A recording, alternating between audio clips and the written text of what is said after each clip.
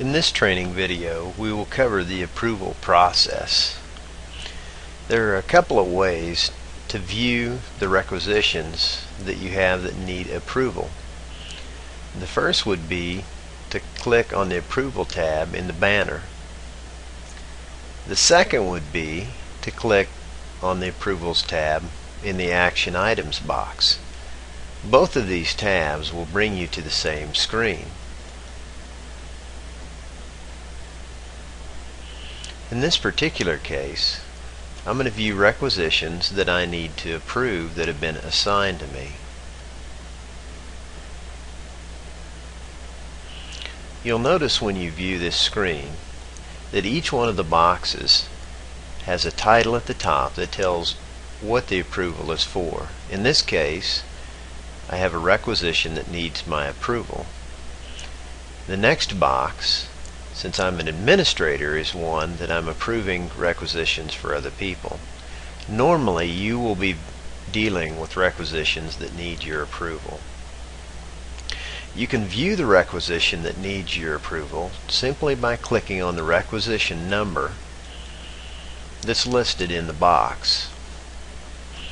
That will bring the requisition up so that you can view the information and decide if you want to approve the requisition. In this case, you can view the general information, the shipping and billing, the accounting information, look and see what the item is, and determine if the requisition is okay to process. Requisitions coming to you for approval will come to you for different reasons. Normally it will be associated with the funding source.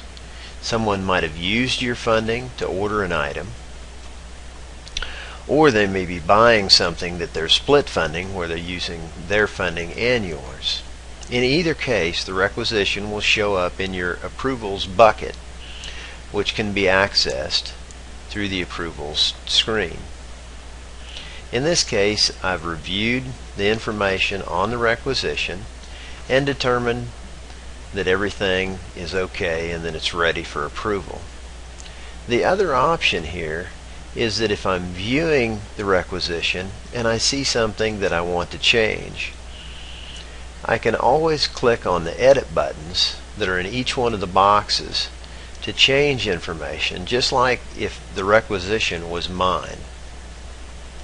By clicking on the edit boxes, it'll bring up the information in each area, and then if I need to change something within a particular box, I can do that.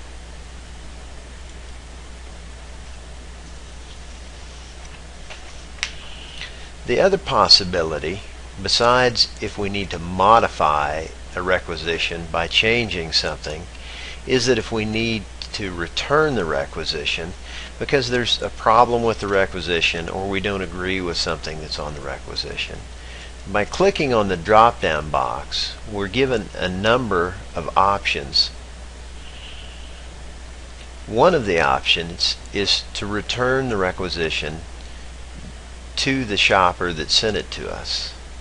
Another option would be to reject the requisition.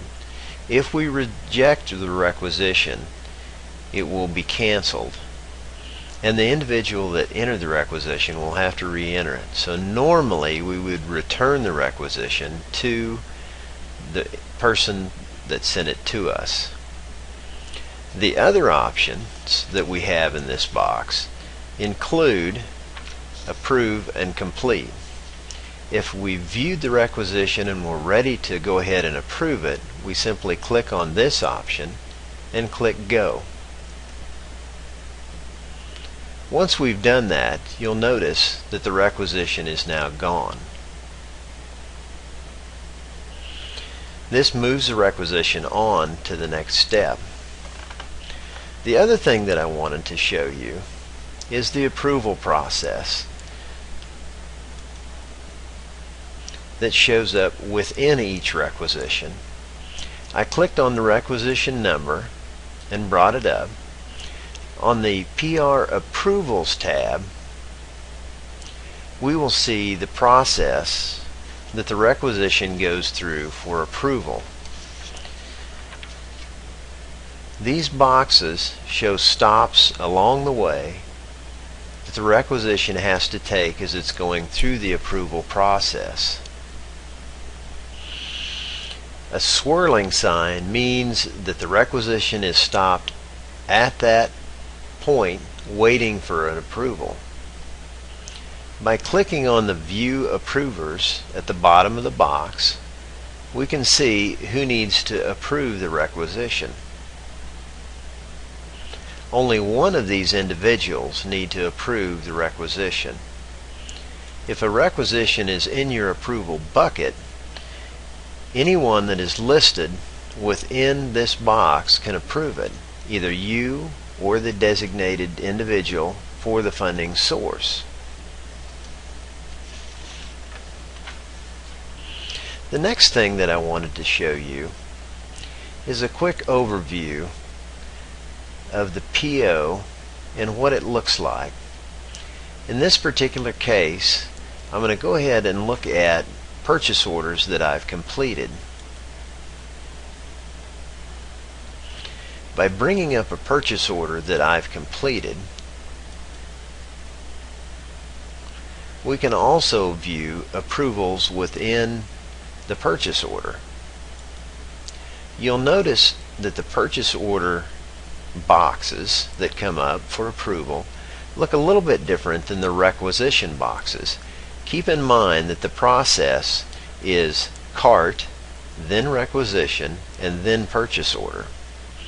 In this particular case, you'll notice that there are green checks signifying that this purchase order has gone through the process. If we were looking at a requisition, you would see the same green checks in the boxes on the requisitions approval screen if it had completed all the steps. I also wanted to point out that the purchase order screen looks very similar to the requisition screen. It has tabs and then sub-tabs within those tabs. You can view a purchase order in a similar manner to how you viewed a requisition. But these screens are two totally different screens.